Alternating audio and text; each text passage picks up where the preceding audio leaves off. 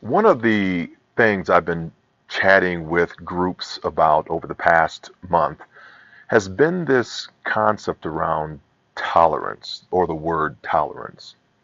And oftentimes we think that tolerance is the end state for social acceptance and social inclusion. If I'm going to tolerate an individual, it doesn't really mean I'm coming that close to them. I'm not getting closer to them. What we're really looking for is value and appreciation. And I think that we can tolerate ideas and tolerate concepts, but we should never tolerate people. And I was reminded this morning, I was just about to get out of bed and I was out of bed and about to walk out. She was reminding me of a story that happened when my young daughter, Ashley, was being picked up from school at the local elementary school. And the two kids were playing on the playground. One, my daughter, and another one who was of a different ethnicity. And when my daughter got to the car after my wife came out there and beeped the horn for her to come out from playing with her friend, and said, "Well, who's your new friend?" And she said her name and said, "But you know what? Her she said she was gave a sigh of relief that, whew, I'm so glad your mother got here before my mother got here because she wouldn't be too happy that I was playing with a black girl." You see, kids want to play with each other. This is, not too long ago. Kids just want to have that moment with each other. But what are her parents teaching her about somebody else that she wants to play with? It begins to put this aspect of tolerance, this division, this divisiveness, this chasm of tolerance between us. Thinking that, oh, you can't play with this other person of a different color, of a different race, because they are beneath us.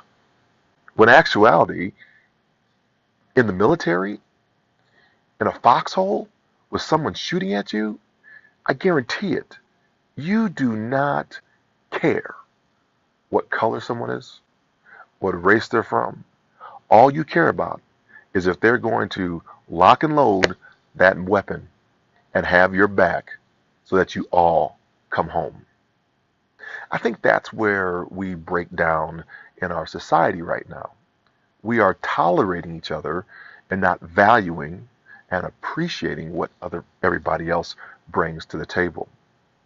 I hope you go out this weekend as you're thinking about those men and women who have served our country so valiantly on this Veterans Day that's coming up, and the stretching of our democracy right now, that we begin to go beyond tolerating and really valuing and appreciating each person for what they offer to our society.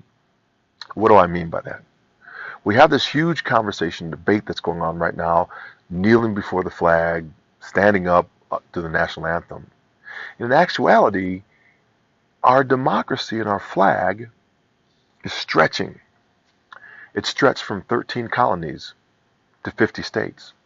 It's stretched from women's suffrage and the right to vote in 1920 to the 13th Amendment, from the freeing of the African Americans who were building the nation's country for free and forced labor, to voting at that time, but all of the laws and Jim Crow that suppressed those voter registration and voter opportunities.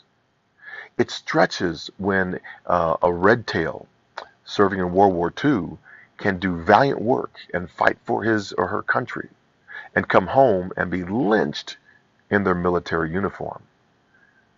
Does kneeling before the national anthem diminish our democracy or stretch our democracy?